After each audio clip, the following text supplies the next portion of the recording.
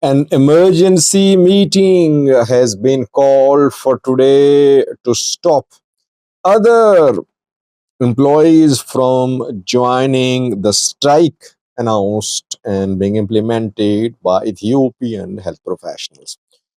Secondly, Eritrean military opened fire, allegedly three casualties being confirmed. Welcome to my views and news. Three news stories for you. Welcome to the channel.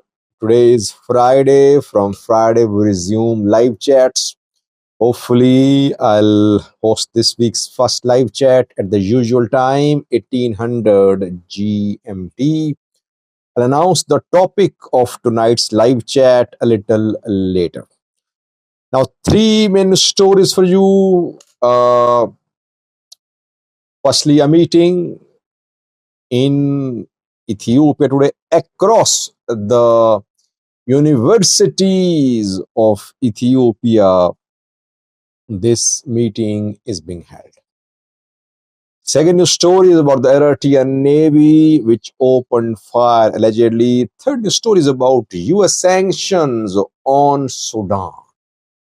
Let's start with this news story. US State Department has announced imposition of sanctions on Sudanese government for using chemical weapons in the ongoing war between Sudanese government led by General Abdel Fattah al-Burhan and Rapid Support Forces led by Hamdan Dagalo. The US State Department says that Sudanese government uh, used chemical weapons. It violated international obligation, which it is a signatory to. That is why the US government has decided to impose sanctions on Sudanese government. Which types of sanctions? Firstly, export ban from US to Sudan. Secondly, Sudan won't have access to US lines of credit.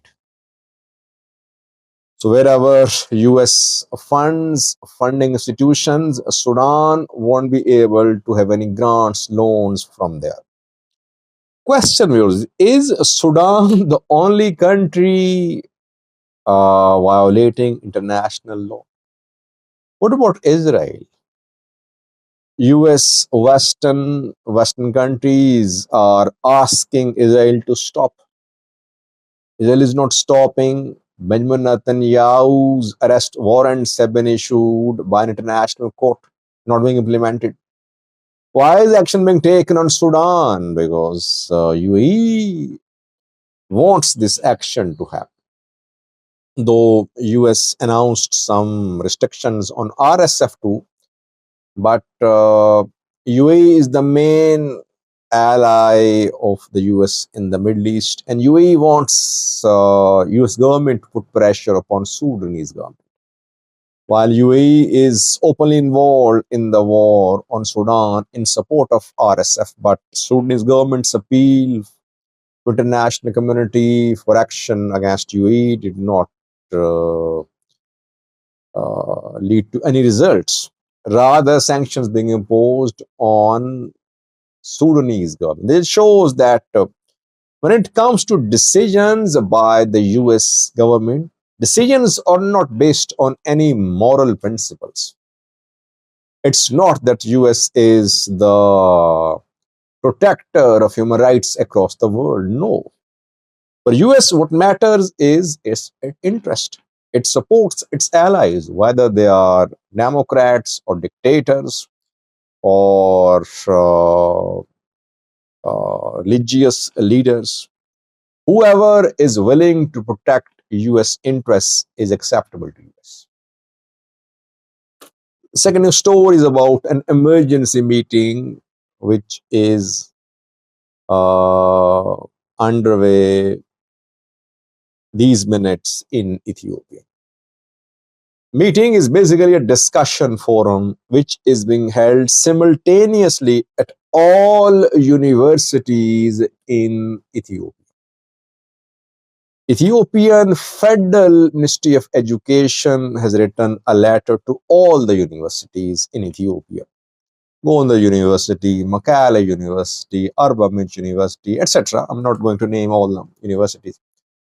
A letter was written this week, and the Ministry of Education, or Federal Ministry of Education, asked the universities to make preparations for a discussion forum for today. The Minister of Education asked university to ensure that all university teachers participate in today's discussion forum.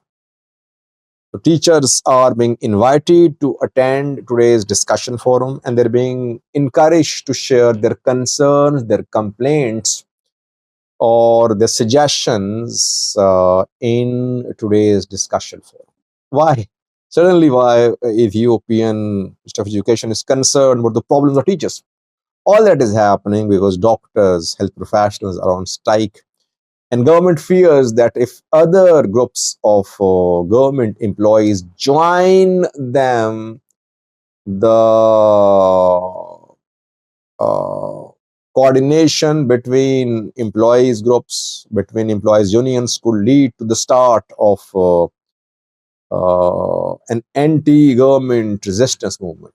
That is why school teachers are called for meetings.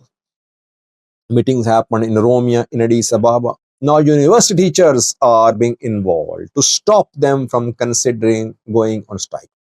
When health professionals went on strike a few days ago, 4 days ago, they hope that other employee unions will also join them. So far, it has not happened. So, health professionals on their own, they are fighting this war for their benefits. And so far, other government employees unions are not interested in joining them, or they're afraid of joining doctors because health professionals are being arrested, they're being fired, they're being replaced. So it's difficult for their employees to join health professionals. Last years, Eritrean military allegedly opened fire at a boat, killing 3 people. Eritrean Navy allegedly opened fire. It is being reported by Yemeni news sources. Yemeni sources say that the Eritrean Navy opened fire at a fishing boat. A Yemeni fishing boat was the target, and 3 people who were in the boat, they were killed in this attack by Eritrean Navy on innocent Yemeni fishermen. No statement from the Eritrean Navy, Eritrean government so far, but Eritrean government has been detaining Yemeni fishermen in the past. To Eritrean government accuses Yemeni fishermen of violating Eritrean EEZ, exclusive economic zone. And the Eritrean government says it has every right to protect its waters. If any foreign vessels enter its waters, it has every right to confiscate them, to detain the people who enter Eritrean waters. A few months ago, Eritrea detained an Azerbaijani ship, which remained detained for several weeks. The ship entered Eritrean territorial waters. And secondly, there are several arms smuggling, human trafficking networks operating close to Eritrean territorial waters. So Eritrea wants to keep its territorial waters safe. That is why action is taken. But let's see, will the Eritrean Navy confirm the death of 3 Yemeni fishermen at the hands of its navy or not? So far, no official statement. Thanks for watching.